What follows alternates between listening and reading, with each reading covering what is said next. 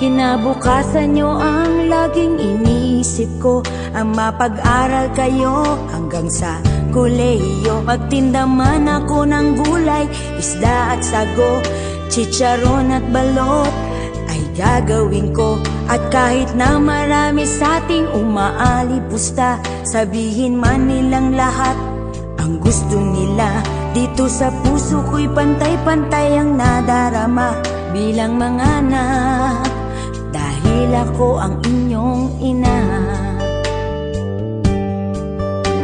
Kahirap talaga kapag nag-iisa, responsibilidad mo'y di basta-basta. Kuryente, tubig, bayad sa kasera, kung may sobra may baon sa eskwela, dahil ako ang tanging ina nyo, ang tumatayo bilang nanay at tatay nyo.